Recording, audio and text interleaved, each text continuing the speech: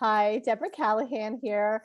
Today I have my good friend Kathleen Elle back with me. Hi, Kathleen. Hey, Deb. Kathleen is a suicide grief expert, and today she has agreed to allow me to ask her questions that I've never asked her before. I think you're pretty brave, Kathleen. So thank you for coming on. Of course, it's just being conscious and allowing it to flow, no matter what it is. So, Okay, all right. So let's go. Um, I was thinking about, I guess I should explain, right? You are a suicide grief expert, and what prompted you to go into this field is the loss of your son, Logan. that's right. So, today I'm going to start by asking, how are you in this journey? How are you doing? I I am doing wonderfully. Thank you so much for asking, because that's one of the things that people don't ask is how are you feeling? Not how are you or how are you, you know, how you doing? Like, no, there's no like the doing doesn't matter. It's really how are you feeling, right? Mm. And for me, it's been 12 years and it ebbs and flows. And I always tell my clients it is a journey, not a destination, because as you move through whatever you're moving through, you create more space and it helps you go even deeper in your journey of healing. And so I feel great. I've been through a lot of it. I've been through a lot. Yes, you have. And I've intentionally gone through it. And so, yeah, I feel good today. So thank you. So my next question is, and I'm just curious, and I think other people, um, who maybe are going on the or have the same journey that you have, would want to know: do you think about it every day? What I think about every day and what's on my heart every day is my children, or are my children, I should say. Okay. One child is here in physical form, and the other child's in energetic form. So I think about him daily. I wake up with him, I work with him throughout the day, and I go to bed with him at night. So, yeah. Okay, thank you. So 12 years ago, um, when that happened, when was the first time that you recall that you were actually able to feel happy again? Oh, so interesting. I don't know that I could say I felt happy at the beginning. And I feel like for a little background for people, is that I help people through suicide because my son actually took his life. And he took his life when he was angry at me and wrote a note saying he didn't want me at his service. And so it's probably the deepest grief that I can imagine anybody would have to go through. And I hope that no one else would have to go through something like that. At least it's the deepest for me and most traumatic for me. Everyone has a different traumatic experience. And so the first time, I just wanted to give a little background for Mhm. people. And the first time I actually laughed, I can remember, he transitioned on March 31st. And the first time I actually laughed and felt the belly laugh was a 4th of July party, which was April, May, June, almost 4 months. And I remember very, very distinctly, I was watching some kids playing in the pool and I jumped in with them and they made me laugh from my gut. And I remember stopping with almost a panic feeling of, oh my gosh, I just laughed. It's too soon. What are other people going to think about this? There's just all these emotions that float around inside me. Was just, again, more self-blame, more guilt, more shame that I actually laughed and my son wasn't there. There was so much judgment on myself that I didn't think I deserved to laugh. And if I laughed, the other question I had for me, if I laughed, or I remember thinking this was, if I laughed, would I forget him? Would Mm, people think that I wasn't in pain anymore? And none of that is true. mm. Just because you laugh doesn't mean that you're not in pain. It just means there's a polarity that we could do ebb and flow through. Exactly. Yeah. Okay, so speaking of the questions and the blame and shame that came up for you at that time, and you and I talk about this often, is being a victim or Yes. feeling as though you're a victim. Do you ever let yourself still feel like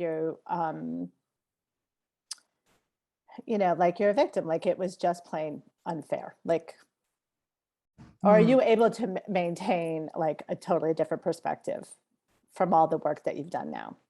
Yeah. Um, that's a great question. And as my mind goes back over the 12 years, I remember the questions being a little different. So everyone has a different perspective. Because throughout most of my life, there's been this um, deep, I will call it a disdain almost for those who consider themselves as victim and not get themselves out of it. Hmm.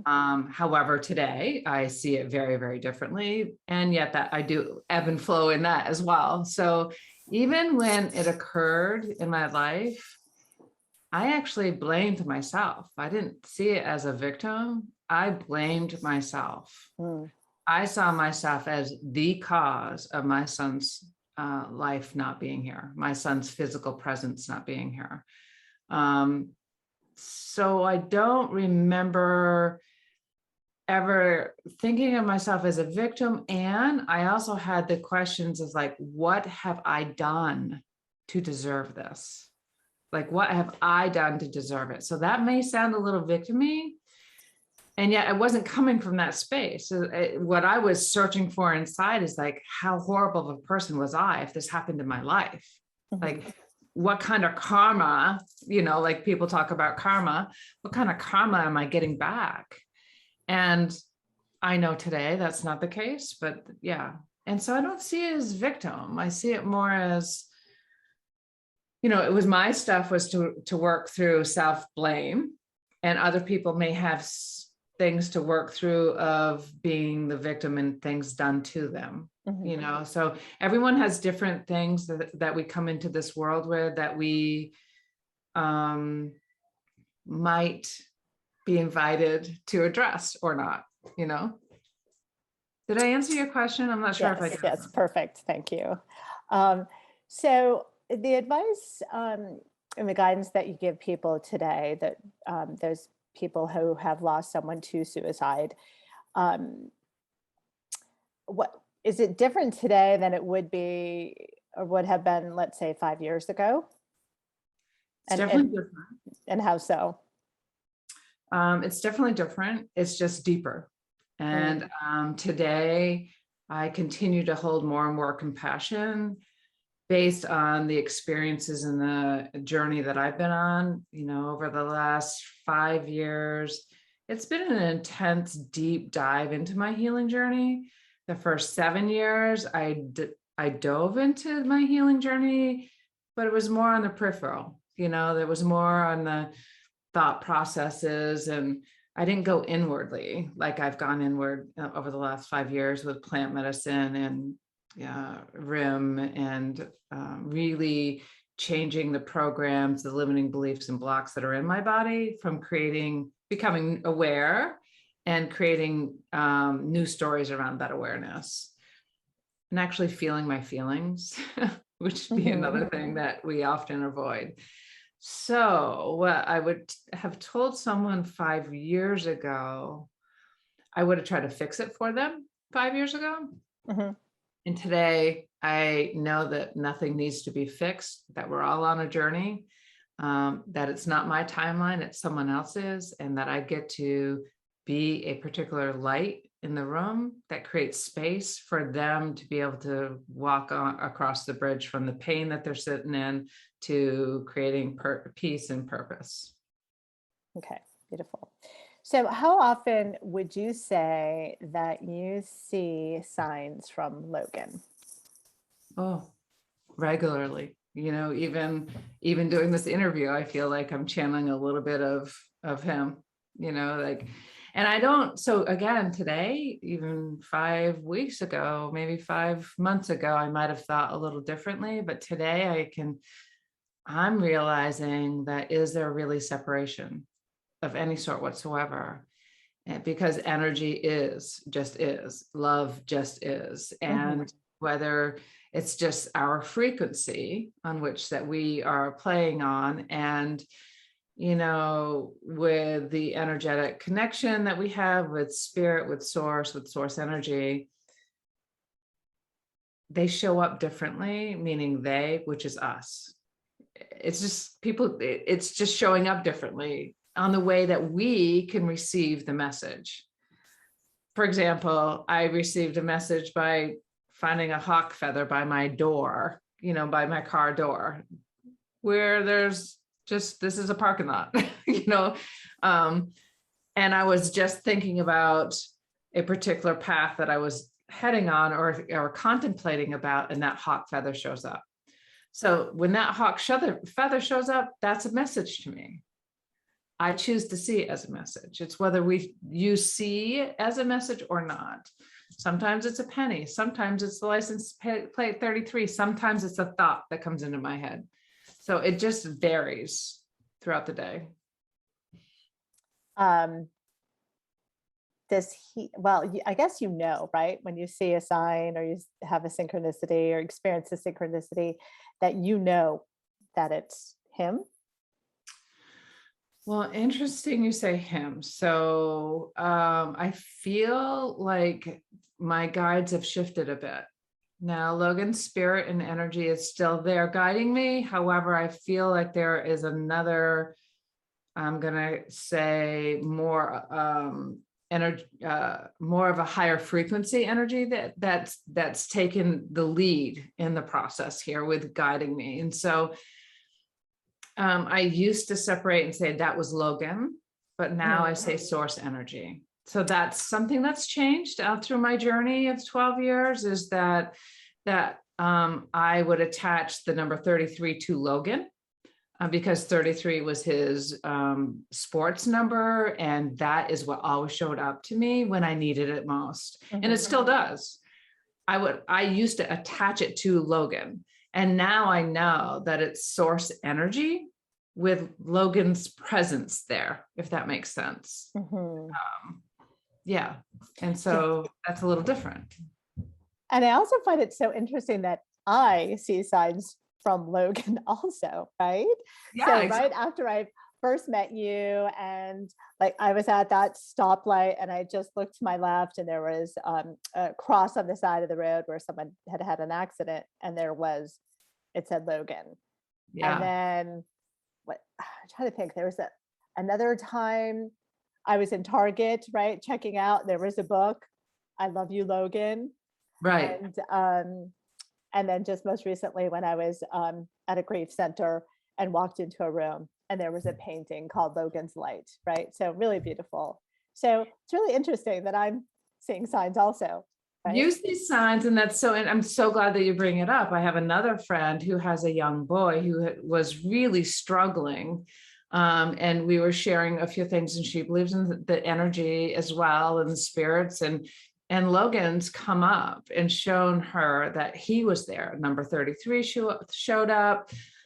Something about his name Logan showed up, and so his presence was there with her son. Like her son, someone called her son Logan, and nothing about his name was close to Logan. Wow. So he came home and said, "Mom, my guide Logan is here with me." Like he was all excited that Logan showed up to protect him. Wow. Because there was a certain bullying experience that was happening. And so, these are examples of how energy is just all over. And if you can think about energy in that the light poles and the electric lines are, you have the plant there, and then you have another station, and the electricity is in all areas. It's not in just one or the other, it's in all areas. And that's really what Logan is doing for us today. So I'd be curious to know if anybody who watches this video sees a sign from Logan, a 33, or the name Logan, or I don't know what his other signs are, but he'll find a way, I'm sure. Um, so if that happens, or if you, after watching this video, see signs from your loved ones, if you could like this video and tell us in the comments, Kathleen and I would love to hear that. Um, so Kathleen, thank you so much for answering these questions today. I know it's pretty brave of you to do. Thank you. You're welcome. And I just want to just say that, if you're a parent that has struggled with losing a child to suicide, then I have programs that can help you. I can work with you one-on-one. My book called Shattered Together, A Mother's Journey from Grief to Belief could be an assistance to you. So know that you're not alone, be in community and step into your journey, because you can move from the pain to peace and purpose. Beautiful. So where can they find you? CathleenElle.com is the easiest. And then all my social media links are on my website as well. Beautiful. Thank you so much, Kathleen. Welcome. Thanks for having me, Deb. Take care.